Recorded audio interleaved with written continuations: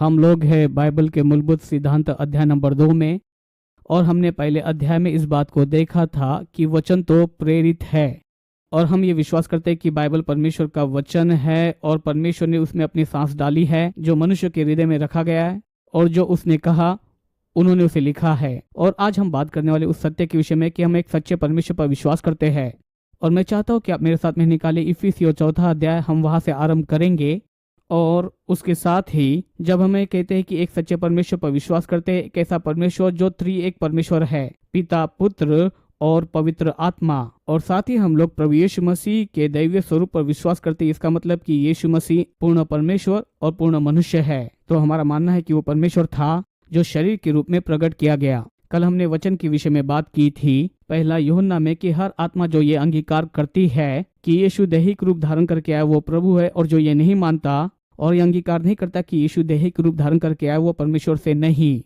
यह इफिसियों 4 अध्याय में पौलुस वचन 1 से लेकर वचन 6 तक ये कहता है। वो कहता है कि मैं जो प्रभु में बंधुआ हूँ, तुमसे विनती करता हूँ कि जिस बुलाहट के अनुसार तुम बुलाए गए उसके योग्य चाल चलो, अर्थात सारी दीनता, नम्रता और धीरज धर कर प्रेम से एक दूसरे की सह लो, और मेल के बंध में आत्मा की एकता रखने का यत्न करो। तो सच में हमें ऐसा ही बर्ताव रखने की आवश्यकता है बाइबल के सिद्धांत के देखने की ओर। हम इसे करते हैं दीनता और धीरज के साथ में, धीरज धरकर एक दूसरे की सहते हैं, और मेल के बंध में आत्मा की एकता रखने का यत्न करते हैं।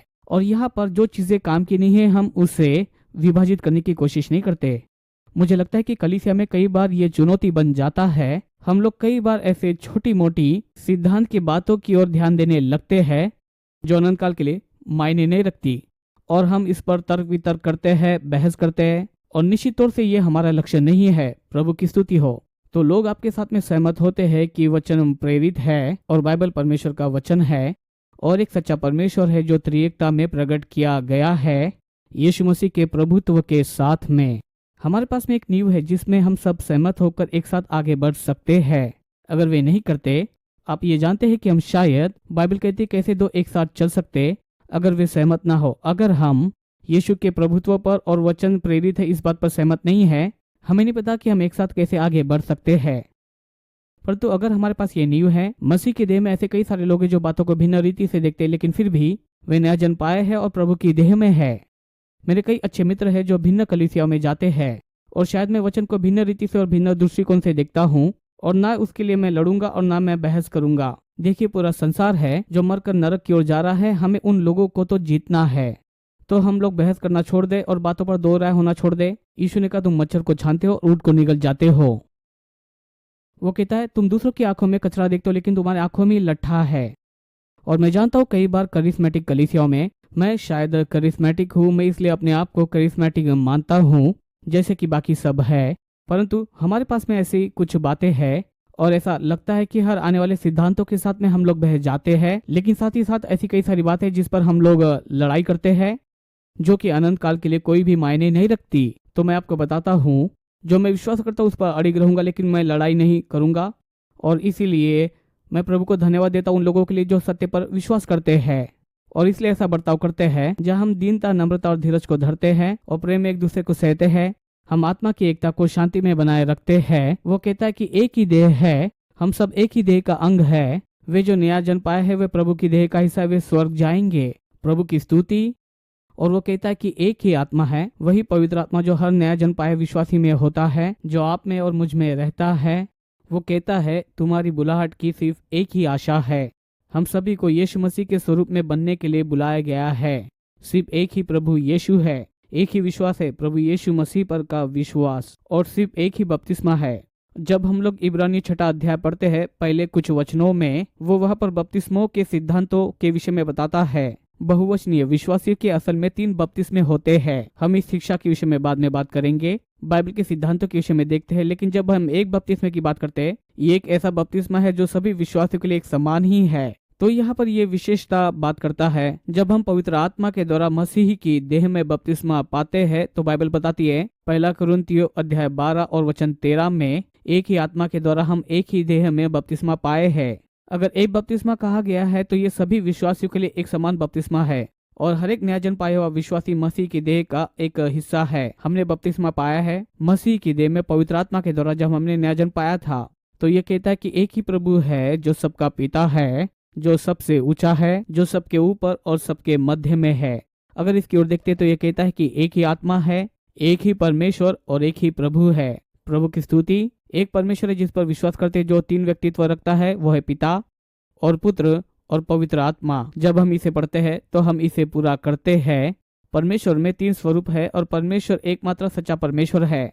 हम लालची नहीं और न ही संसार को अपना परमेश्वर हम मानते हैं, और न ही पॉलीथियस है जो कई सारे परमेश्वर पर विश्वास करते हैं, और न ही हम पैंथियस है। हम नहीं मानते कि परमेश्वर सब कुछ है, सब कुछ परमेश्वर है, और न ही हम डीएस्ट है। हम ये नहीं मानते कि प्रभु ने हमको बनाया और हमको भूल गया। हम विश्वासी है। हमारा मानना है कि एक परमेश्वर है जिसने सब कुछ बनाया और त्रिएकता के माध्यम से उसने अपने आप को प्रकट करना चुना। पिता, पुत्र और पवित्र आत्मा के द्वारा वो हमारी प्रार्थना सुनता है और हमारी सुधि लेता है। हमारा मानना है कि पिता, पुत्र और पवित्र आत्मा एक समान है और अनंत काल के लिए है। और हमारा मानना है कि प्रभु यीशु मसीह परमेश्वर का पुत्र है और परमेश्वर के प्रस्तुतिकरण का वो एक मुख्य आधार है। हमारा मानना है कि वो शारीरिक रूप धारण करके आया और वो पूर्ण प्रभु और पूर्ण मनुष्य है।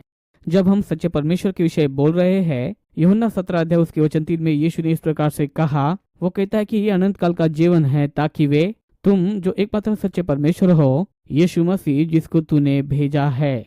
व्यवस्था विवरण 6 अध्याय उसका 14 वचन कहता है कि हे इज़राइल सुन, हमारा प्रभु परमेश्वर एकमात्र परमेश्वर है, एक ही प्रभु। अगर आप इब्रानियों के 6 अध्याय और वचन 4 में ये कहता है एलोहिम जो परमेश्वर का एक वचनीय नाम है, वो है यहोवा परमेश्वर का एक वचनीय नाम।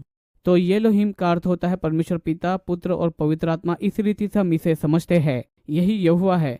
और यीशु तो उतना ही परमेश्वर है जितने की पवित्र आत्मा और उतना ही जितना की परमेश्वर। एक ही समान और अनंत काल के लिए हमारा एक ही परमेश्वर है जो त्रिएकता में बताया गया है।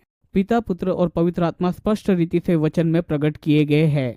मेरे साथ निकाले यूहन्ना अध्याय 14 और हम कुछ वचनों को पढ़ेंगे। यूहन्ना 14, 15 और 16वें अध्याय में वहां पर कुछ लोग थे, परंतु कलीसियाओं में या फिर कुछ लोग थे जो साधारणतः इस बात पर विश्वास नहीं करते, पिता, पुत्र और पवित्र आत्मा पर। लेकिन जब आप इन वचनों को पढ़ते हैं और यूहन्ना अध्याय 14, 15 और 16, ये तो मेरे लिए बड़ा ही कठिन है कि मैं पिता, पुत्र और पवित्र आत्मा को एक साथ ना देखूं। तो ध्यान दीजिए यहाँ पर यूहन्ना अध्याय 14, आइए वचन 12 को पढ़े। वचन 17 तक या 18 तक। मैं तुमसे सच सच कहता हूँ, यहाँ पर यीशु बोल रहा है कि जो मुझ पर विश्वास करता है, जो मैं काम करता हूँ वह भी करेगा, वरन उनसे भी बड़े कामों को वो करेगा, क्योंकि मैं पिता के पास जाता हूँ। और जो कुछ तुम मेरे नाम से मांगोगे वही मैं करूँगा कि पुत्र के द्वारा पिता की महिमा हो। ये बड़ा आसान है इन वचनों को पढ़ते हुए देखना, पिता और पुत्र है कि नहीं। वचन 14 कहता है जो कुछ तुम मेरे नाम से मांगोगे वही मैं करूँगा, अगर तुम मुझसे प्रेम करते हो, मेरी आज्ञाओं को मानोगे। वचन 16 में वह कहता है और मैं पिता से प्रार्थना करूंगा। यीशु ये कहता कि मैं पिता से प्रार्थना करूंगा, वह तुमको और एक सहायक देगा। वह पवित्र आत्मा के विषय में बोल रहा है कि वो तुम्हारे साथ सदैव रहे, अर्थात सत्य का आत्मा जिसे संसार ग्रहण नहीं करता है, क्योंकि न तो उसे देखता है और न ही जानता है।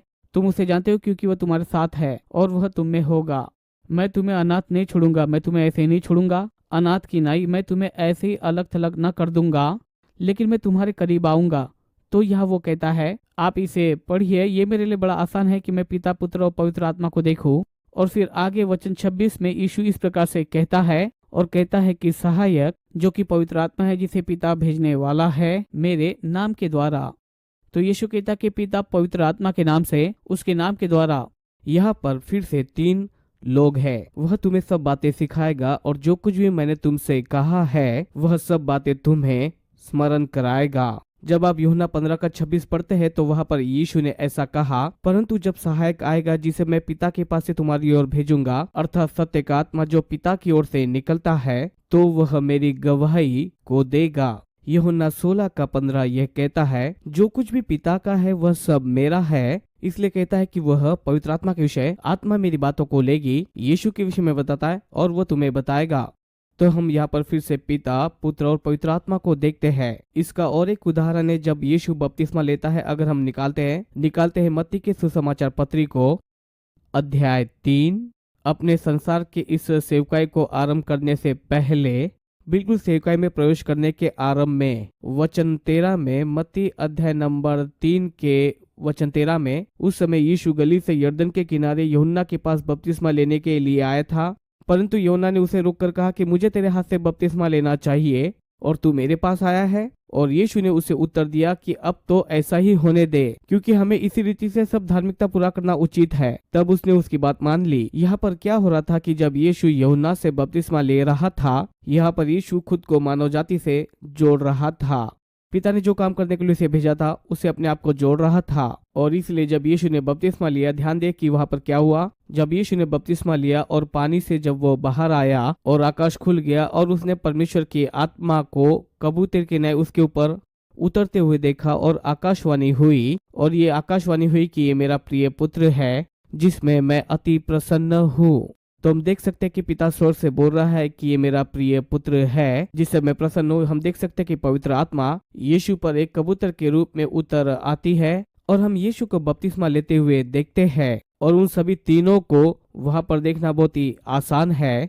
मत्ती 18 अध्याय में 19वें वचन में महान आज्ञा में कहता है कि सब जाति के लोगों को जाकर चेला बनाओ और तुम उन्हें पिता और पुत्र और पवित्र आत्मा के नाम से बपतिस्मा दो। ये एक ऐसी बात है जिस पर लोग लड़ते हैं। कलीसिया का एक भाग पिता, पुत्र और पवित्र आत्मा के नाम से बपतिस्मा लिया हुआ है और एक हिस्सा यीशु के नाम से बपतिस्मा लिया है। और मुझे नहीं लगता कि इसमें फर्क पड़ता है।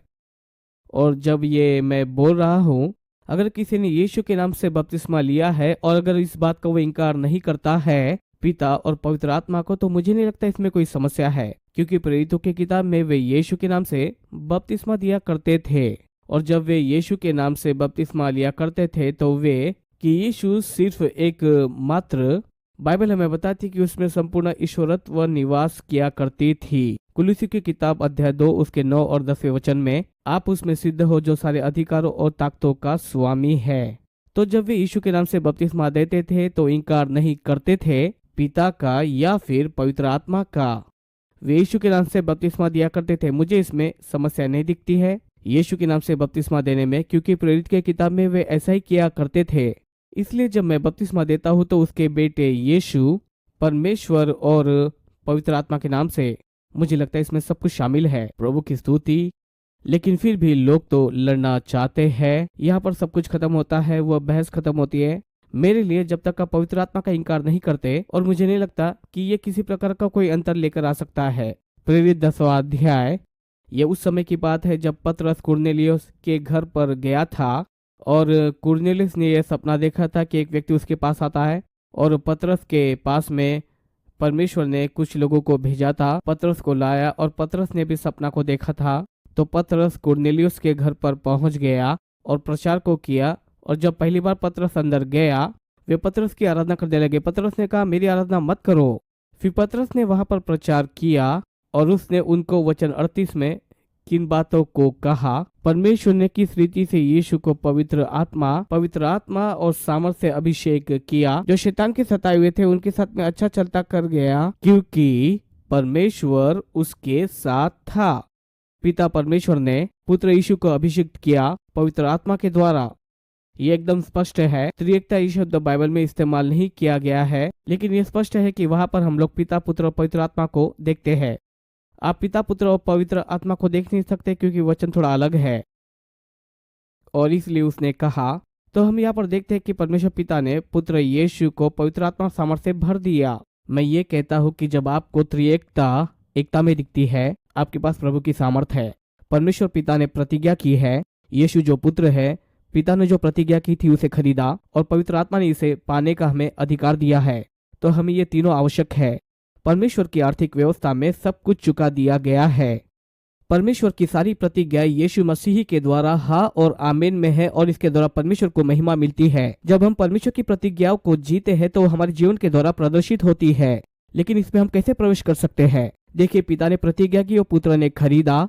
हाँ, हम इसमें पवित्र आत्मा की सामर्थ्य के द्वारा प्रवेश करते हैं। परमेश्वर की आर्थिक व्यवस्था में सब कुछ चुका दिया गया है, परंतु जो कुछ भी पिता ने प्रतिज्ञा की है और पुत्र ने खरीदा है, उसके लाभ प्राप्त करने के लिए आपको पवित्र आत्मा के साथ में संगति करना और संबंध बनाना बहुत ही आवश्यक है।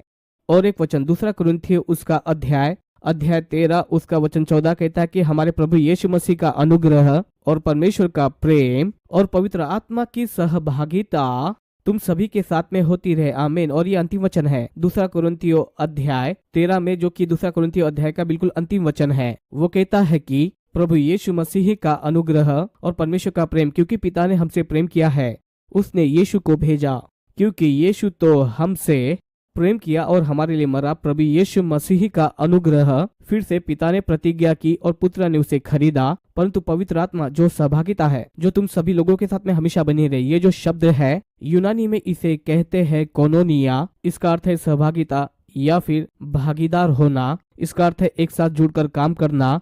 तो पवित्र आत्मा के साथ में हमारा संबंध और सहभागिता है, उसमें सहभागिता है। प्रभु की स्तुति। फिर से परमेश्वर की आर्थिक व्यवस्था में सब कुछ चुका दिया गया है। यीशु ने सब कुछ चुका दिया है, जो पिता ने प्रतिज्ञा की है वो सब कुछ दाम चुका दिया गया है। लेकिन हम इसे अपने जीवन में कैसे पाते हैं? हम इसे पवित्र आत्मा के साथ में सहभागिता और संबंध बनाने के द्वारा पाते हैं। अगर आप पवित्र आत्मा की मानते हैं तो यह आपको होशियार बना देती है। प्रभु की स्तुति। तो पवित्र आत्मा के साथ में जो हमारा संबंध और सहभागिता है, उसके लिए मैं परमेश्वर को धन्यवाद देता हूँ। मैंने पहले से इस वचन को बताया है, कुलुस्सियों दूसरा अध्याय उसका वचन 9। ये कहता है कि उसी में ईश्वरत्व की सारी परिपूर्णता सदैव वास करती है। अगर आप सच में ही पिता को देखना चाहते हैं, आपको कहीं और नहीं लेकिन मत्ती, मरकुस, लूका, यूहन्ना और यीशु के जीवन को ही देखना है। और जब यीशु इस पृथ्वी पर चले थे, बाइबल हमें ये बताती है, यूहन्ना पहला अध्याय उसके 18 में, किसी मनुष्य ने परमेश्वर को नहीं देखा, लेकिन परमेश्वर का एकमात्र पुत्र जो परमेश्वर पिता की गोद में है, उसकी घोषणा की गई है। पूर्णता उसको बताया गया है, प्रकट किया गया है। परमेश्वर कौन है इसे कोई भी मनुष्य जान नहीं सकता और समझ नहीं सकता है। साधारणतः पुराना नियम परमेश्वर कौन है उसका एक उन्नत प्रकाशन है, और जब आप इसे पढ़ते हैं, ये तो थोड़ा बहुत प्रकट करता है अब्राहम के विषय और थोड़ा बहुत प्रकट करता है मूसा के विषय, और जब आप आगे बढ़ते हैं, बाइबल वो कौन है इसके विषय में और अधिक प्रकट करता है। जब तक आप मलाकी में ना आए, वो कहता है कि मैं परमेश्वर हूँ और मैं बदलता नहीं। लेकिन जब सुसमाचार की पत्री में जाते हैं तो परमेश्वर खुली रीति से प्रकट करता है। यीशु परमेश्वर के स्वरूप को लेता है। उदाहरण के लिए अगर आप परमेश्वर की इच्छा को जानना चाहते हैं तो और कहीं नहीं लेकिन मत्ती, मरकुस, लूका, यूहन्ना और यीशु के जीवन को आपको देखना है। लोग प्रश्न पूछते हैं, चंगाई प्रभु की इच्छा है? तो देखिए यीशु ने क्या किया था। यीशु ने क्या किया था? क्या कभी उसने किसी पर बीमारी डाली? कितनी बार लिखा हुआ है कि उसने सबको चंगा किया? नए नियम में 14 बार इस बात को लिखा है कि यीशु ने सबको चंगा किया। प्रभु की स्तुति। और यीशु ने परमेश्वर का स्वरूप धारण किया, और यीशु कि परमेश्वर निर्गमन 15 के 26 में ये कहता है, मैं तुम्हारा चंगा करने वाला परमेश्वर हूँ। फिर वो मलाकी अध्याय 3 के 6 में ये कहता है, वो कहता है कि मैं परमेश्वर हूँ, बदलता नहीं, मैं यहोवा परमेश्वर हूँ। तो उसने जो कहा वो तो वही है। प्रभु की स्तुति। यीशु इसे प्रकट करने के लिए आया और हम समझ सकते हैं। परमेश्वर ने कहा था कि मैं वो हूँ, और यीशु ने उसे प्रदर्शित किया, पृथ्वी पर चलने के द्वारा उसे प्रकट किया। यीशु ने परमेश्वर का स्वरूप धारण किया, और फिर ये कहता है कि उसमें ईश्वरत्व की सारी परिपूर्णता सदैव वास करती है। अगर आप पवित्र आत्मा की सामर्थ्य को देखना चाहते हैं तो यीशु जब पृथ्वी पर चले थे, आप थोड़ा बहुत समय उसमें बिताइए। लूका की किताब कहती है कि परमेश्वर की सामर्थ्य उपलब्ध थी चंगाई देने के लिए। परमेश्वर की सामर्थ्य विशेष रूप से प्रकट होने के लिए उसकी सेवकाई में। बाइबल कहती है पृथ्वी पर इसके लिए 3 बातें गवाह होती है, आत्मा, पानी और लहू। ये उस आत्मा के विषय में बताता है जो उसके ऊपर था। यीशु ने जब पृथ्वी पर अपनी सेवकाई को आरंभ किया, बाइबल ये बताती है कि वो सामर्थ के पास लौट कर गया और उसने यशा की पुस्तक के उस भाग को खोला और उसने उस भाग को पढ़ा जिसे हम लोग यशा 61 कहते हैं, और उसने कहा कि परमेश्वर की आत्मा मुझ पर है, क्योंकि उसने मेरा अभिषेक किया है कि कंगालों को सुसमाचार प्रचार करूं। फरीसी और सदूसी यीशु के इस कदम पर बहुत ही आश्चर्यचकित हुए, क्योंकि यीशु ने किसी साधारण नहीं लेकिन किसी अधिकारी के रूप में इसे बोला। यीशु परमेश्वर की आत्मा के तहत कार्य किया और आत्मा उसकी सेवकाई की गवाही देती है। प्रभु की स्तुति। पानी की जब बात होती है, ये उसके पानी के बपतिस्मे के विषय में बात होती है। जब यीशु ने पानी का बपतिस्मा लिया और फिर पवित्र आत्मा नीचे उतर आई और फिर आकाशवाणी हुई, लहू की बात उसके क्रूसीकरण के विषय होती है। क्रूस पर रोमी भाला उसमें घोपा गया और उसके पंजर में से पानी और लहू दोनों बाहर निकले। सफेद ब्लड सेल्स ये लाल ब्लड सेल से अलग होते हैं। अगर आप पिता को देखना चाहते हैं, जब यीशु पृथ्वी पर चल फिर रहे थे, आपको ये समझना होगा कि परमेश्वर कौन था। यीशु फिलिपुस से उसने कहा कि फिलिपुस, तू मेरे साथ में इतने समय तक रहे और तुम मुझसे पूछते हो कि मुझे पिता दिखा और ये हमारे लिए काफी है।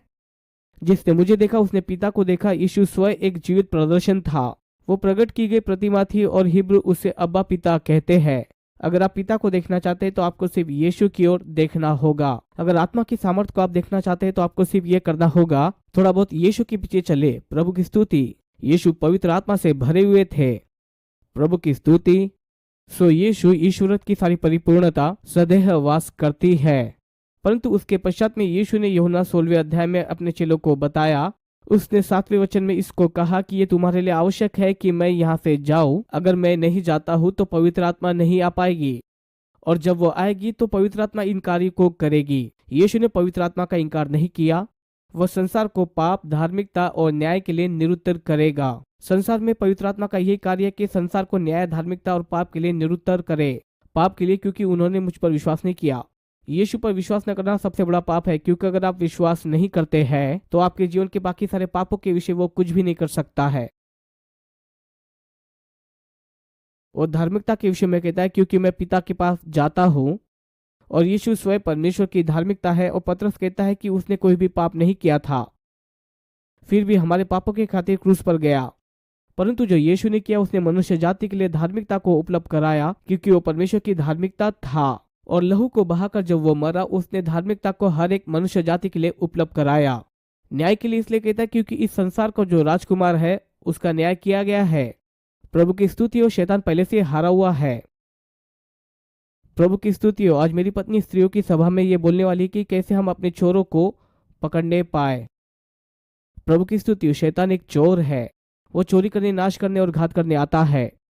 यीशु ने उसके ऊपर में जय पाई है, उसे उसने हराया है। हमें यहाँ से वहां घूमते हुए शैतान के विषय में बात नहीं करनी है कि वो शैतान शैतान शैतान है। हमें बात करनी है कि यीशु ही प्रभु है और शैतान हारा हुआ है। प्रभु की स्तुति। इससे कोई फर्क नहीं पड़ता कि कौन सा नाम लगाते हैं, वो तो हारा हुआ और हमारे पैरों के नीचे है। यीशु ही प्रभु है, उसके द्वारा हमारा अधिकार है। देखिए, मैं लोगों के विरुद्ध नहीं हूँ। शैतान कौन है उसे बताइए, उसे बड़ा मत कीजिए। प्रभु को महिमा दे। कई बार लोग परमेश्वर से बढ़कर 10 गुना शैतान के विषय में बोलते हैं। परमेश्वर को महिमा दे और यीशु की बड़ाई करते फिरे। शैतान अपने शक्ति को खो दिया है। यीशु ने उसका खुल्लम खुला तमाशा बना दिया है। इसलिए यीशु कहता है कि तुम्हारे लिए बेहतर है कि मैं यहाँ से जाऊं, क्योंकि अगर मैं नहीं जाता हूँ तो पवित्र आत्मा नहीं आएगी, लेकिन अगर मैं जाऊं तो मैं पवित्र आत्मा को भेजूंगा जो संसार को उसकी धार्मिकता, पाप और न्याय के लिए उसे निरुत्तर करेगी। फिर आगे वो कहता है, मेरे पास कहने के लिए तो बहुत सारी बातें हैं। वो अपने चेलों से बोल रहा था, लेकिन तुम उस बात को सह नहीं पाओगे, उसे समझ नहीं पाओगे। क्यों? क्योंकि उनके अंदर में परमेश्वर की आत्मा निवास नहीं कर रही थी। उस समय उनके अंदर में परमेश्वर की आत्मा निवास नहीं करती थी। उसका कारण ये है कि उन्होंने अभी तक नया जन्म नहीं पाया था, क्योंकि स्वाभाविक रूप से वे तो अभी भी पापी ही थे। लेकिन जब यीशु ने लहू बहाया और पापों के लिए दाम चुकाया, उसने नए जन्म के अनुभव को वास्तविकता बनाया। इसलिए तो बाइबल उसके विषय में कहती है कि वो मृतकों में से पहलौठा था। और यीशु फिर कब्र में गया, और ये मेरा मानना है और शायद मैं इसमें सही भी हूँ। शैतान पर उसने जय पाई और फिर वो जीवित हो उठा। मेरा यह मानना है कि वो अब्राहम की गोद में उठा, और जो अब्राहम की गोद में थे उनको उसने सुसमाचार सुनाया और परमेश्वर की उपस्थिति में ले गया। आमीन। और ये तो पुराने नियम के वे सभी संत थे जो ये विश्वास करते थे कि एक उद्धारकर्ता आने वाला है।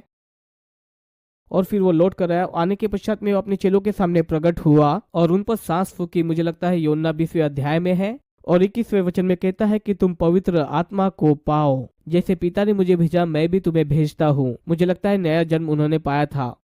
परमेश्वर की आत्मा से जन्मे थे, नई सृष्टि वे बन चुके थे। अब परमेश्वर की आत्मा उनके अंदर में निवास करती थी। उसकी मृत्यु के पहले उसने अपने चेलों से कहा था पुनरुत्थान में, यूहन्ना 16वें अध्याय से, जहाँ से मैं ये बोल रहा हूँ। बहुत ही बातें जो मैं बताना चाहता हूँ, लेकिन तुम समझ नहीं पाओगे। लेकिन जब पवित्र आत्मा आएगा तो वो पिता से और मेरी ओर से वो सब बातों को लेगा और वो सब बातें तुम्हें बताएगा।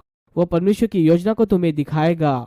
अगर आप ये चित्र समझ पाए कि परमेश्वर आपसे कितना प्रेम करता है और वो कितना महान है, आप शैतान की सेवा छोड़ दोगे। प्रभु की स्तुति। अगर यीशु मसीह कितना जयवंत है, अगर इस चित्र को आप समझ पाते हो, और शैतान कितना हारा हुआ है, आप शैतान की सेवा छोड़ दोगे। प्रभु की स्तुति। अगर आप प्रभु के प्रेम के चित्र को पाना चाहते हैं, यीशु ने कहा आपको पवित्र आत्मा ही चाहिए, तुम नहीं कर सकते, अभी तक उसे पाया नहीं। वो देखो, वो आ रहा है और अपने जीवन को वो जिएगा। वह तुम्हारे साथ है लेकिन तुम में रहेगा। मैं तुम्हें अकेले नहीं छोड़ दूंगा, अनाथों के समान नहीं छोड़ूंगा। मैं तुम्हें ऐसे ही नहीं छोड़ दूंगा। एक आने वाला है जो तुम्हारे संग रहेगा, उसे हम सहायक कहते हैं, पवित्र आत्मा। प्रभु की स्तुति, वो आपकी मदद करेगा। धन्यवाद हो प्रभु। जीवन इतना आसान नहीं, हमारे पास अनुग्रह है। जीवन आसान नहीं, लेकिन हमारे पास में मदद है जो कि स्वर्गीय है। हमारे पास में पवित्र आत्मा है। हमारे पास में सांत्वना देने वाला सहायक और शिक्षक है। यीशु हमारी ओर से लड़ने वाला और हमारा मित्र है। प्रभु का धन्यवाद, ये अद्भुत है। आमीन। आप कैसे हार सकते हैं? प्रभु का धन्यवाद। त्रिएकता के उसमें और भी वचन है, बेहतर है कि मैं लौट कर आऊं। आमीन। वहां पर पवित्र आत्मा है। जिस कलीसिया में मैं पला बड़ा हुआ कहते थे कि पिता है, पुत्र है और पवित्र आत्मा है, लेकिन व्यवहारिक रूप में पिता है, पुत्र है और पवित्र कौन? प्रभु की स्तुति। आपके जीवन में पवित्र आत्मा की आवश्यकता है। आमीन। हमारे जीवन में हमें बदलने के लिए हम लोग पवित्र आत्मा और उसकी सामर्थ्य को नकारते हैं। हम तो उद्धार पाए, रुके रहो, हम लोग स्वर्ग जा रहे हैं। प्रभु की स्तुति जीने का और भी अच्छा तरीका है। आमीन। उत्पत्ति पहला अध्याय वचन 26 प्रभु ये कहता है, बाइबल की ये सबसे पहली किताब है। पहले ही अध्याय में परमेश्वर कहता है कि आओ हम मनुष्य को अपने ही स्वरूप में बनाए, फिर से हमारे बहुवचनीय, हमारी समानता में, और वे राज्य करने पाए। उत्पत्ति पहला अध्याय वचन 1 और 2। आरंभ में परमेश्वर, यह उत्पत्ति पहले अध्याय में वचन 1, यह है इलोहिम जो कि बहुवचनीय है परमेश्वर के लिए। आदि में परमेश्वर ने आकाश और पृथ्वी की सृष्टि की और पृथ्वी पेड़ों और सुनसान पड़ी थी। गहरे जल के ऊपर में अंधियारा था और परमेश्वर का आत्मा, यहाँ पर आप देख सकते हैं, यहाँ पर परमेश्वर की पवित्र आत्मा सृष्टि की रचना में शामिल थी। परमेश्वर का आत्मा जल के ऊपर में मंडलाता था। तो बाइबल के सबसे पहले किताब में हम लोग इस बात को देख सकते हैं कि त्रिएकता के उन सबूतों को पिता, पुत्र और पवित्र आत्मा के, और बाइबल की सबसे अंतिम किताब प्रकाशित वाक्य उसके 22वें अध्याय में वचन 16 से वचन 21 तक यीशु कहता है कि मुझ यीशु ने अपने स्वर्गदूत को इसलिए भेजा कि तुम्हारे आगे, कलीसियाओं के आगे इन बातों की गवाही दे। मैं दाऊद का मूल और वंश और भोर का चमकता हुआ तारा हूँ। और आत्मा और दुल्हीन दोनों कहती है किया। तो हम देखते हैं कि परमेश्वर की आत्मा, यीशु परमेश्वर का पुत्र और परमेश्वर की आत्मा वचन 17 में, और सुनने वाला भी कहे कि आ, और जो प्यासा है वह भी आ जाए, और जो कोई प्यासा हो वह आए, और जो कोई चाहे वह जीवन का जल सेत में ले जाए। मैं हर एक को जो इस पुस्तक की भविष्यवाणी की बातें सुनता है गवाही देता हूँ कि यदि कोई मनुष्य इन बातों में कुछ बड़ा है तो परमेश्वर, तो हम यहाँ पर यीशु को, परमेश्वर की आत्मा को, और फिर हम पिता को देखते हैं। उन विपत्तियों को जिस पुस्तक में लिखी है उस पर बढ़ाएगा। और यदि कोई इस भविष्यवाणी की पुस्तक की बातों में से कुछ निकाल डाले तो परमेश्वर उस जीवन के पेड़ और पवित्र नगर में से, जिसकी चर्चा इस पुस्तक में, उसका भाग निकाल देगा। जो इन बातों की गवाही देता है वह यह कहता है, हाँ शीघ्र ही आने वाला हूँ। आमीन। हे प्रभु यीशुआ। और अंतिम वचन मुझे अच्छा लगता है, प्रभु यीशु मसीह का अनुग्रह पवित्र लोगों के साथ रहे। तो आप देख सकते हैं पिता, पुत्र और पवित्र आत्मा को। आप उसे देख सकते हैं यीशु मसीह की सेवकाई में भी। आप देख सकते हैं कि यीशु वो सिर्फ खुले रीति से पिता के विषय में ही नहीं, लेकिन वो खुले रीति से पवित्र आत्मा के विषय में भी बोलता है। आप उत्पत्ति पहले अध्याय में पिता, पुत्र और पवित्र आत्मा को देख सकते हैं, और आप देख सकते हैं उत्पत्ति 22वें अध्याय में भी पिता, पुत्र और पवित्र आत्मा को। तो हमारा मानना है कि एक ही परमेश्वर है जो 3 भागों में प्रदर्शित किया गया, पिता और पुत्र और पवित्र आत्मा। हम मानते हैं कि वे तीनों एक समान है और वे तीनों अनंतकालिक है। वे तीनों परमेश्वर है। क्या पवित्र आत्मा परमेश्वर है? हाँ। क्या यीशु परमेश्वर है? जी हाँ। क्या पिता परमेश्वर है? जी हाँ। आमीन। अब दूसरी बात, हम लोग प्रभु यीशु मसीह के प्रभुत्व में विश्वास करते हैं। यीशु परमेश्वर होकर मनुष्य रूप धारण किया कि वो पूर्णतः मनुष्य और पूर्णतः परमेश्वर है। यीशु मसीह अदृश्य परमेश्वर का एक सदृश्य प्रस्तुतिकरण है। हमने तो पहले से ही इस वचन को इस्तेमाल किया है। इब्रानियों पहला अध्याय उसका 3रा वचन यीशु मसीह के विषय में यह कहता है कि वो उसकी महिमा का प्रकाश, वह उसके महिमा का प्रकाश और उसके तत्व की एक छाप है। फिर से अगर आप पिता को देखना चाहते हैं तो यीशु ने पृथ्वी पर जो सेवकाई की उसे आपको देखना होगा। कुलुसियों अध्याय 1 वचन 15। कुलुसियों का जो शीर्षक है वह यीशु मसीह की प्रभुता है और हम उसमें सिद्ध किए जाते हैं। लेकिन यहाँ पर कुलुसियों अध्याय 1 के वचन 15 में ये कहता है, वह तो अदृश्य परमेश्वर का प्रतिरूप है। हम यहाँ पर फिर से यीशु मसीह को परमेश्वर के स्वरूप को लेता हुआ देखते हैं। हमने पहले ही बताया है, यूहन्ना पहला अध्याय उसका 18 वचन ये कहता है कि किसी भी मनुष्य ने परमेश्वर को नहीं देखा है, लेकिन पिता की गोद में का जो एकलौता पुत्र है उसने उसकी घोषणा की है। यीशु मसीह ही वह वचन है जो देह को धारण किया, अनंत काल का परमेश्वर। यूहन्ना ने अध्याय 1 में लिखा है, वचन 1 से वचन 3 तक के आरंभ में वचन था और वचन परमेश्वर के साथ था और वचन ही परमेश्वर था। यही आदि में परमेश्वर के साथ था। सब कुछ उसी के द्वारा उत्पन्न हुआ और जो कुछ उत्पन्न हुआ है उसमें से कोई भी वस्तु उसके बिना उत्पन्न नहीं हुई। यीशु आरंभ में ही पिता के साथ में था, सभी बातों को बना रहा था। प्रभु की स्तुति, वो तो सृजनहार है। पहला यूहन्ना उसके पहले अध्याय वचन 1 और 2 में वचन इस प्रकार से कहता है कि जो आदि से था, जिसे हमने सुना और जिसे अपनी आंखों से देखा, जिसे ध्यान से देखा। यूहन्ना अपने यीशु के साथ के संबंध के विषय में बता रहा है, जो कि जीवन का वचन है। यह जीवन प्रकट हुआ और हमने उसे देखा और उसकी गवाही देते हैं और तुम्हें उस अनंत जीवन का समाचार देते हैं जो पिता के साथ था और हम पर प्रकट हुआ। यूहन्ना पहले अध्याय में वचन 1 में कहता है कि आदि में वचन था, वचन परमेश्वर के साथ था और वचन ही परमेश्वर था। फिर आगे यूहन्ना अध्याय 1 और वचन 14 में ये कहता है, और वचन देहधारी हुआ और हमारे मध्य में निवास किया और हमने उसकी ऐसी महिमा देखी जैसे पिता की एकलौती की महिमा, जो कि अनुग्रह और सत्य से भरी है। यूहन्ना अध्याय 8 में यीशु सेवकाई कर रहे थे और फिर यूहन्ना अध्याय 8 वचन 58 में यीशु ने ऐसा कहा, इसके पहले कि अब्राहम उत्पन्न हुआ मैं हूँ। जानते हैं यहाँ पर यीशु क्या कहना चाहता है कि अब्राहम के होने से पहले मैं हूँ। वो कह रहा था कि मैं अनंतकालिक परमेश्वर हूँ, मैं ही यहोवा हूँ। मित्रों, जब उसने ऐसा कहा, कई सारे लोगों को क्रोध आया। उससे पहले भी कई सारे लोग उससे क्रोधित थे। उसने उनसे कहा था कि तुम्हारा पिता तो शैतान है। प्रभु की स्तुति, धार्मिक लोगों को ये विचलित करेगा और इसी कारण से यीशु कभी भी अपनी बातों से मुड़ा नहीं। परमेश्वर होने के विषय में यूहन्ना 14वें अध्याय में वचन 9 में कहता है कि जिसने मुझे देखा उसने पिता को देखा है। आइए निकाले दूसरा यूहन्ना, छोटा यूहन्ना, दूसरा यूहन्ना, और इन वचनों को हम लोग पढ़ेंगे। दूसरा यूहन्ना वचन 7 से लेकर वचन 10 तक। क्योंकि बहुत से ऐसे भरमाने वाले जगत में निकल आए हैं जो यह नहीं मानते हैं कि यीशु मसीह शरीर में होकर आया। ये भरमाने वाले हैं और मसीह का विरोधी यही है। अपने विषय में चौकस रहो कि जो परिश्रम हमने किया है उसको तुम न बिगाड़ो, वरन उसका पूरा प्रतिफल पाओ। जो कोई आगे बढ़ जाता है और मसीह की शिक्षा में बना नहीं रहता है, उसके पास परमेश्वर नहीं है। लेकिन यह तो सत्य है, जो लोग प्रभु यीशु मसीह की प्रभुता पर विश्वास नहीं करते उनके पास में परमेश्वर नहीं है। यूहन्ना स्पष्ट इस बात को कह रहा है।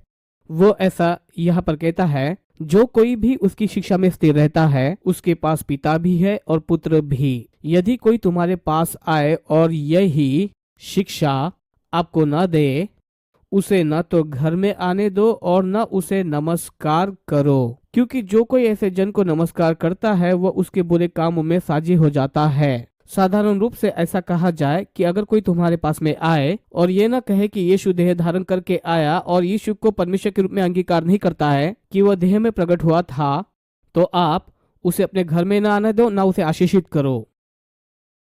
लोगों को आशीषित करने की मुझे आदत है। प्रभु की स्तुति, मैं आशीष बोलना चाहता हूँ, मैं अच्छा बोलना चाहता हूँ। मुझे लगता है कि ये कार्य करता है। मेरे बेटे एरोन के पास यहूदी विद्यार्थी है। वो बता रहा था कि उसके पास में 41 विद्यार्थी हो गए हैं। मुझे पता है कि परमेश्वर उसे आशीषित कर रहा है, बढ़ा रहा है। और उनमें से एक विद्यार्थी 60 साल का एक यहूदी डॉक्टर है और उसके 60वें जन्मदिन पर उसने आमंत्रित किया अपने परिवार को और साथ ही मेरे बेटे एरोन को भी निमंत्रण दिया था आने का। और एरोन ने कहा, डैडी वे तो सब लोग बहुत धनी है, वे सिर्फ इस व्यक्ति के जन्म दिवस पर पूरे संसार से हवाई यात्रा करके आए थे। उसने कहा, उन सभी के पास में पैसा है, वे सभी आशीषित है और हमें भी ऐसा ही रहना चाहिए। देखिए, यहूदी लोगों की ये मानसिकता होती है कि वे परमेश्वर की वाचा के लोग हैं और वे परमेश्वर के द्वारा आशीषित लोग हैं। जब आप उनके आसपास में होते हो तो वो ना मृत्यु की बात करते और ना ही श्राप की। देखिए, दूसरे लोगों को, आसपास के लोगों के विषय में नकारात्मक बातें नहीं बोलते। जब मेरा बेटा कार्नेगी मेलन विश्वविद्यालय से स्नातक हुआ था, दीक्षांत समारोह में कोई उनके ऊपर प्रार्थना किया करता था और उस जगह पर एक बड़ा यहूदी समाज था और वो एक यहूदी रब्बी था और उनके लिए प्रार्थना हुई। और उसकी जो प्रार्थना थी वो आज के कई सारे विश्वासियों की प्रार्थना से बढ़कर थी। मित्रों, वो तो परमेश्वर और मंजिल के विषय प्रार्थना कर रहा था। वो बहुत ही सामर्थी प्रार्थना थी। लगता है वे यीशु को जानते और यही सब बातें उन्हें पूरा करती है। लेकिन इसके लिए प्रभु की स्तुति हो। सच्चाई यह है कि हम लोग यहूदियों के समान अगर मानसिकता रखते हैं तो हम उनके समान कार्य करने पाएंगे। मेरे दूसरे बेटे पीटर का एक यहूदी मित्र है, वो उसको यीशु की विषय बताता है। दरअसल जब ब्रोंकोस ने उन सभी बातों को बदलना आरंभ किया, मेरे बेटे पीटर के यहूदी मित्र ने कहा कि यह यकीन करना मुश्किल है कि परमेश्वर उसके साथ नहीं है। प्रभु की स्तुति।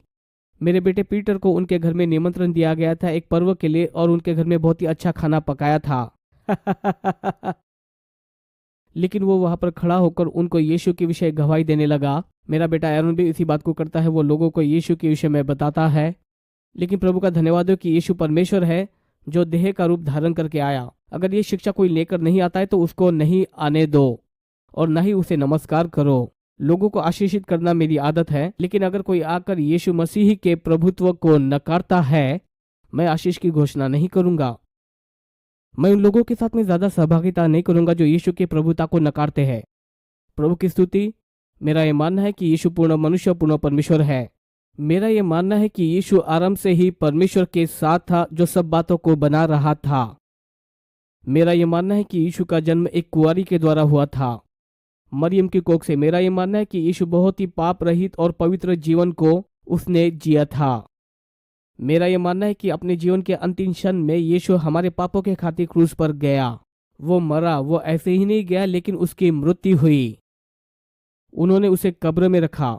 रोमी सैनिक जब उसके हड्डियों को तोड़ने के लिए आए थे, उन्हें पता चला कि वो मर चुका है। उन्होंने उसको भाला मारा और लहू तो पहले से अलग होकर उससे बहने लगा, और उसके बाजू में से ऐसा लिखा है कि पानी और लहू बहा। सफेद ब्लड सेल्स और लाल ब्लड सेल अलग हो चुके थे।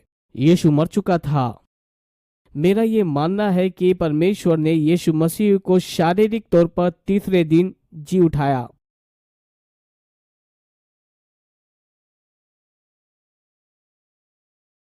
कई सारे लोग इन बातों को बहुत ही आत्मिक बनाते हैं और सुसमाचार के सत्य को चूक जाते हैं। यीशु शारीरिक रूप से जी उठा था। थोमा चेलों के साथ में नहीं था, इसलिए उसने कहा कि जब तक मैं उसके हाथों में उन जख्मों को ना देख लूं तब तक मैं विश्वास नहीं करूंगा। और एक वाक्य में यीशु दीवार को पार करके आया था। उसके पास शरीर था, लेकिन महिमावंत शरीर था। सब लोग वहां पर इकट्ठा थे, तो उसने थोमा से कहा, थोमा तुम इधर आओ और अपनी उंगलियों को मेरे जख्म में डालो और अपने हाथ को मेरे पंजर में डालो, लेकिन तुम विश्वासी बनो, अविश्वासी नहीं। थोमा ने कहा, मेरे प्रभु, मेरे परमेश्वर। वो शारीरिक रूप में जीवित हुआ था। वो गलील के किनारे पे बैठकर अपने चेलों के साथ में मछली को खाया था। आत्मा मछली को नहीं खाती है। आत्मा कभी भी लजीज खाना नहीं खाती है। यीशु मुर्दों में से जी उठा था। वो महिमावंत शरीर था, लेकिन शरीर था। आमीन। और उसका स्वर्गारोहण हो गया। मेरा ये मानना है कि फिर वो स्वर्ग में चला गया अपने चेलों और अन्य लोगों पर प्रकट होने के पश्चात में, जो करीबन 40 दिन और 40 रात था। और फिर उसने पवित्र आत्मा को भेजा। पुनरुत्थान के 50 दिनों के पश्चात में पवित्र आत्मा उनके ऊपर में पेंतुकुस्त के दिन में आया। कोई तो भी कल मेरे पास में आकर ये पूछने लगा कि आप इतवार के दिन आराधना क्यों करते हो। हम लोग इतवार के दिन आराधना इसलिए करते हैं क्योंकि बाइबल हमें बताती है 1 कुरिन्थियों 16वें अध्याय में 2 और 3 में कि वो सप्ताह का पहला दिन अलग रखते हैं। यीशु का पुनरुत्थान सप्ताह के पहले दिन हुआ था, इसलिए इतवार के दिन आराधना करते हैं। पवित्र आत्मा 50 दिन के पश्चात में आई, पुनरुत्थान के पश्चात में, जो कि था पहला दिन सप्ताह का। वे कहते कि पौलुस तो आराधनालय में सप्त के दिन में गया था, इसलिए क्योंकि सारे यहूदी वहां इकट्ठा होते थे और जाकर प्रचार किया। लेकिन कलीसिया की आदत सप्ताह के पहले दिन इकट्ठा होने की थी। वे कहते कि क्या यह महत्वपूर्ण है। मैं कहता हूं नहीं, क्योंकि बाइबल कहती है कि कोई तुम्हें परखने न पाए पवित्र दिन के लिए, कुलुसियों 2 के अनुसार, इन सभी बातों के लिए। लेकिन इसलिए इतवार के दिन आराधना करते क्योंकि यीशु जीवित हो उठा था सप्ताह के पहले दिन। तो मेरा मानना है कि यीशु मसीह पूर्ण परमेश्वर था, पूर्ण मनुष्य था, और मानना है कि परमेश्वर दैहिक रूप में था। मेरा यह मानना है कि वो परमेश्वर के साथ में आरंभ में सब बातों को बनाया। मेरा यह मानना है कि वो कुंवारी से जन्म लिया। मेरा यह मानना है कि उसने बहुत ही साफ सुथरा और पवित्र जीवन जिया। उसने कोई पाप नहीं किया। मेरा मानना है कि हमारे पापों के खातिर वो क्रूस पर चढ़ गया और वो शारीरिक रूप में मरा और उसे गाड़ा गया। मेरा मानना है कि पवित्र आत्मा की सामर्थ के द्वारा वो फिर से तीसरे दिन जी उठा। पिता परमेश्वर और पिता पुत्र और पवित्र आत्मा, ये सभी शामिल थे उसके पुनरुत्थान में। रोमियो 1 अध्याय इस बात को बताता है कि वो पवित्रता की आत्मा के द्वारा जिलाया गया। मेरा मानना है कि उसने पवित्र आत्मा को भेजा और यीशु मसीह फिर से लौटकर आने वाला है। अगर आप इस बात पर सहमत है तो हम लोग थोड़ा आगे जा सकते हैं। अगर आप इस बात पर सहमत नहीं है, शायद हमारे पास में समय नहीं है कि कहीं हम लोग जा सके। मुझे याद है मैं बाइबल स्कूल में शिक्षक था और लोगों के दरवाजों पर जाकर हम लोग सुसमाचार सुनाते थे। एक समय कुछ लोग वहां पर थे और उन लोगों ने कहा कि हमारे पास में भी बाइबल है, और किसी और प्रकार की बाइबल थी, मुझे नहीं पता, लेकिन एक प्रकार की बाइबल थी, क्रिश्चियन बाइबल, चाहे कोई और क्यों ना हो। वहां पर यीशु मसीह के विषय में नहीं बताया था, किसी भी प्रकार से नहीं बताया था। हमने कहा हम चमत्कार देखते हैं। उन्होंने कहा कि हम भी देखते हैं। डॉन मुझसे भी ज्यादा धीरजवंत था। मैंने कहा डॉन चलो चलते हैं। प्रभु की स्तुति। वे नहीं सुन रहे। बाइबल कहती है अपने पैरों की धूल झाड़कर वहां से निकल जा, कोई तो भी आगे सुन लेगा। प्रभु की स्तुति, प्रभु की महिमा। हम लोग पिता, पुत्र और पवित्र आत्मा पर विश्वास करते हैं। प्रभु की स्तुति। हम विश्वास करते कि यीशु प्रभु होकर दैहिक रूप धारण करके आया। प्रभु वचन पर विश्वास करते यीशु मसीह ही परमेश्वर का एकलौता पुत्र है। यूहन्ना पहला अध्याय उसका 18 वचन हमने पहले ही पढ़ा था कि वो परमेश्वर का एकमात्र पुत्र है। यूहन्ना अध्याय 3 उसका वचन 16 यह कहता है कि परमेश्वर ने जगत से इतना प्रेम किया कि उसने अपना एकलौता पुत्र दे दिया, ताकि जो कोई उस पर विश्वास करे वह नाश ना हो लेकिन अनंत काल के जीवन को पाए। प्रभु का धन्यवाद। जो कोई उस पर विश्वास करता है वह नाश नहीं होता लेकिन अनंत काल का जीवन पाता है। वह आगे इस प्रकार से कहता है वचन 17 में, वो ये है, परमेश्वर ने अपने पुत्र को जगत में इसलिए नहीं भेजा कि जगत पर दंड की आज्ञा दे, परंतु इसलिए कि जगत उसके द्वारा उद्धार को पाए। यूहन्ना 3 का 18 इस प्रकार से आगे कहता है कि जो उस पर यानी यीशु पर विश्वास करता है उस पर दंड की आज्ञा नहीं होती है, परंतु जो विश्वास नहीं करता वो दोषी ठहर चुका, इसलिए कि उसने परमेश्वर के एकलौते पुत्र के नाम पर विश्वास नहीं किया है। अनंत काल एक बात को लेकर प्रश्न चिन्ह लगाता है कि आप यीशु के साथ में क्या करोगे। आमीन। यूहन्ना 3 का 36 ये कहता है, जो पुत्र पर विश्वास करता है अनंत जीवन उसका है, परंतु जो पुत्र की नहीं मानता वह जीवन को नहीं देखेगा, परंतु परमेश्वर का क्रोध उस पर रहता है। आप यीशु के साथ में क्या करोगे। अनंत काल इसी प्रश्न पर रुका रहता है। यीशु मसीह परमेश्वर का पुत्र है और वह परमेश्वर का स्वरूप है। कलीसिया में मैंने एक बार इस विषय पर प्रचार किया था कि यीशु ही परमेश्वर है, तो एक व्यक्ति मुझ पर क्रोधित हुआ। उसने मुझसे पूछा कि बाइबल में इस बात को आप कहाँ पर पाते हो। तो मैंने उससे पूछा कि पहला तीमुथियुस के विषय में क्या, 3 अध्याय वचन 16, और इसमें संदेह नहीं कि भक्ति का भेद गंभीर है। परमेश्वर शरीर में प्रकट हुआ था। शरीर में प्रकट होने के विषय में बात कर रहा है, तो वो किसके विषय में बात कर रहा है। वो यीशु के विषय में बात कर रहा है। वो परमेश्वर का पुत्र है। वह आत्मा में धर्मी ठहरा था, स्वर्गदूतों को दिखाई दिया, अन्य जातियों में उसका प्रचार हुआ, जगत में उस पर विश्वास किया गया और महिमा में ऊपर उठाया गया। यीशु कुंवारी से जन्म लिया था। यशाह ने भविष्यवाणी की थी, यशाह 7वें अध्याय में वचन 14 में, कि एक कुंवारी गर्भवती होगी और एक पुत्र को जनेगी और उसका नाम रखा जाएगा इम्मानुएल। धन्यवाद प्रभु का, वो इम्मानुएल है। जब जिब्राइल स्वर्गदूत ने इस संदेश को मरियम के पास में लेकर आया, मरियम ने पूछा ये मेरे साथ में कैसे हो सकता है। मैं किसी पुरुष को नहीं जानती। उसकी मंगनी यूसुफ के साथ में हुई थी और उनका कभी भी कोई शारीरिक संपर्क नहीं हुआ था। उन्होंने विवाह को हल्के में नहीं लिया था, लेकिन उनकी तो सिर्फ मंगनी हुई थी। जिब्राइल स्वर्गदूत ने उससे बातें की, लूका पहला अध्याय उसके 35वें वचन में, कि पवित्र आत्मा तुझ पर छा जाएगा और स्वर्गीय सामर्थ तुझ में आ जाएगी, और जो पवित्र तुझ में से जन्म लेगा उसे परमेश्वर का पुत्र कहा जाएगा। और ये जो त्रिएकता है और इस अवतार को देने के लिए वो उसमें शामिल थे। मैंने आपको ये बताया था कि त्रिएकता शामिल थी पुनरुत्थान में, और ये शामिल थी अवतार के लिए। और पवित्र आत्मा की सामर्थ तुझ पे आएगी और पवित्र जन तुझसे जन्म लेगा, उसे परमेश्वर का पुत्र कहलाया जाएगा। यीशु को दूसरे मनुष्य से क्या अलग करता है। जो बीज मरियम के कोख में डाला गया था वह स्वयं परमेश्वर का बीज था, और जो रगों में उसके खून दौड़ता था वह स्वयं परमेश्वर का खून था। यह स्वयं परमेश्वर का खून था जो हम सभी के लिए उस क्रूस पर बहाया गया था, हमारे पापों के खातिर। बहुत सारे लोगों को क्रूस पर चढ़ाया गया था, लेकिन किसी के लहू में इतनी ताकत नहीं थी कि वो किसी को बचा सके। यीशु के लहू में वो ताकत थी कि वो संसार को बचा सके। लहू को बहाए बगैर पापों की कोई भी क्षमा नहीं है। लहू ही प्राण के लिए प्रायश्चित करता है और लहू में ही प्राण होता है। जब यीशु ने अपने लहू को बहाया, अपने जीवन को भी दिया। उसने जीवन को दिया ताकि मृत्यु के लिए हम लोग जीवन को पा सके। धन्यवाद हो प्रभु यीशु मसीह के लहू के लिए, जिसने हमारे पापों के खातिर दाम को चुका दिया। धन्यवाद। जब गीतकार ने ये लिखा, मेरे पापों को कौन धो सकता है, और कुछ नहीं लेकिन प्रभु यीशु मसीह का लहू। मुझे और कौन शुद्ध कर सकता है, और कुछ नहीं लेकिन प्रभु यीशु मसीह का लहू। यही सब मेरी आशा और शांति है, और कुछ नहीं लेकिन प्रभु यीशु मसीह का लहू। यही मेरी धार्मिकता है, और कुछ नहीं लेकिन प्रभु यीशु मसीह का लहू है। वो बहाव कितना ही बहुमूल्य है जिसने मुझे श्वेत बना दिया है।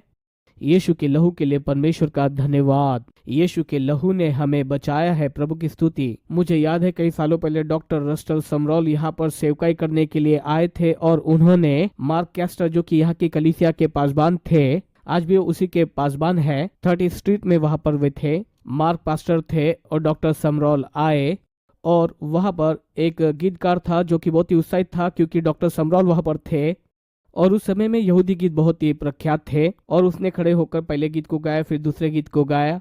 मैं पीछे बैठा था और डॉक्टर समरॉल को देख रहा था क्योंकि बहुत सारे लोग थे और फिर मैंने देखा डॉक्टर समरॉल ने यह हुआ देखा, पास्टर मार्क के कान में कुछ कहा, मैंने देखा कि अब कुछ तो भी होगा, मार्क ऊपर जाकर इस गीत गाने वालों को चुप कराएगा। वो इस बात को लेकर बहुत ही उत्साहित था क्योंकि लेस्टर समरॉल वहां पर आए हुए थे और मुझे लगता है कि उस व्यक्ति ने थोड़ी बहुत ही बड़ी मुश्किल से सांस ली होगी और मार्क ने जाकर गीतकार को चुप कराया और डॉक्टर समरॉल ऊपर में जाकर करीबन 1.5 घंटे तक प्रचार करते रहे। फिर वो नीचे उतर आए और कहा कि यीशु के लहू के गीत को गाए क्योंकि यही उनका एक पसंदीदा गीत था। आमीन। धन्यवाद हो प्रभु यीशु के लहू के लिए। हालेलुया। ये वो लहू है जो हमें शत्रु के सामर्थ्य से छुड़ाता है। प्रभु की स्तुति। हमारी चंगाई के लिए वो लहू दिया गया, हमारी संपन्नता के लिए वो लहू दिया गया, हम सभी के पापों के लिए वो लहू दिया गया था। यीशु के लहू के लिए धन्यवाद। यीशु परमेश्वर था शरीर के रूप में। मत्ती अध्याय 1 और वचन 23। और जब जिब्राइल स्वर्गदूत यूसुफ के पास में आया था, जबकि वो ये विचार कर रहा था कि वो मंगनी तोड़कर चुपके से मरियम को त्याग देगा, इस प्रकार की योजना उसने बनाई थी। जिब्राइल स्वर्गदूत ने यह कहा कि इस प्रकार से लिखा हुआ है कि एक कुंवारी बच्चे को जन्म देगी और वो पुत्र जनेगी और उसका नाम इम्मानुएल रखा जाएगा। इसका अर्थ होता है कि परमेश्वर हमारे साथ है, यीशु मसीह हमारे साथ में है। फिर वो कहता है अपने साथ मरियम को लेने के लिए मत डर, अपनी पत्नी के रूप में, क्योंकि जो उसके गर्भ में पल रहा है वह पवित्र आत्मा की ओर से है। ये कोई सामान्य नहीं लेकिन एक अलौकिक जन्म था। प्रभु की स्तुति हो। आमीन। यीशु परमेश्वर था शारीरिक रूप में। वो सिर्फ परमेश्वर ही नहीं था लेकिन मनुष्य का पुत्र भी था। मत्ती 16:13 में वो अपने चेलों से पूछता है कि लोग मेरे बारे में क्या सोचते हैं। कहे कि मैं मनुष्य का पुत्र भी हूँ।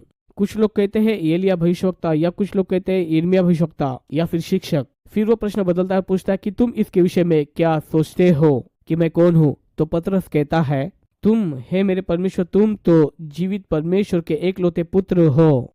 यीशु ने कहा कि धन्य है शिमोन, क्योंकि लहू और मांस ने इस बात को तुझ पर प्रकट नहीं किया है, लेकिन मेरे पिता ने जो स्वर्ग में है। देखो मैं तुम्हें स्वर्ग और नरक की कुंजियां देता हूँ। आमीन। जो कुछ तुम पृथ्वी पर बांधोगे वह स्वर्ग में बंधेगा, जो कुछ तुम पृथ्वी पर खोलोगे वह स्वर्ग में खुलेगा। ये क्या कहता है कि जब तुम मुझ पर विश्वास करते हो, प्रभु की स्तुति, जब आप यीशु पर विश्वास करते हो, वो कहता है कि जब तुम इसके प्रकाशन को प्राप्त कर लो कि ये वो पत्थर है जिस पर मैं अपनी कलीसिया बनाऊंगा, उस पत्थर के प्रकाशन का कि यीशु मसीह ही कौन है, कि वो परमेश्वर का पुत्र है और वो ही मसीहा है। जब यीशु मसीह क्रूस पर था, उसने अपनी मां मरियम की ओर देखकर कहा कि हे स्त्री, यीशु मनुष्य का पुत्र जाना गया था और फिर वो जीवित हो उठा दैहिक रूप में। मैंने पहले से इन वचनों को आपको दिया है। यूहन्ना 20 में वचन 27 में उसने थोमा से कहा, अपने हाथ को बढ़ा और अपनी उंगलियों को मेरे बाजू में तू डाल, अविश्वासी नहीं लेकिन विश्वासी बन। यूहन्ना 21:12 में यीशु ने ये कहा उन चेलों को जो मछली पकड़ने के लिए चले गए थे, और जब वे आए उसने कहा मेरे साथ भोजन करो।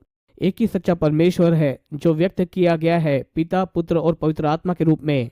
पिता, पुत्र और पवित्र आत्मा वे एक ही है और अनंत काल के लिए है, और यीशु ही परमेश्वर है जो प्रकट किया गया शारीरिक रूप में।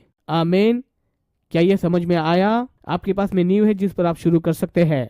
अगर आप इसे संभालते हैं, आप उसे संभालना चाहते हैं। प्रभु की स्तुति। आमीन।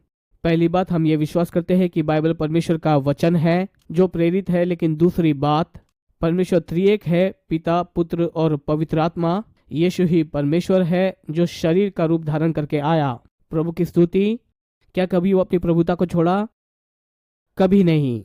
वो उत्पत्ति के समय परमेश्वर था, वो मरियम के कोख में परमेश्वर था, जब पृथ्वी पर था तब परमेश्वर था, क्रूस पर गया और कब्र में भी परमेश्वर था। वो सिंहासन पर परमेश्वर है। मसीही परमेश्वर है और प्रभुता को नहीं छोड़ता है। आमीन।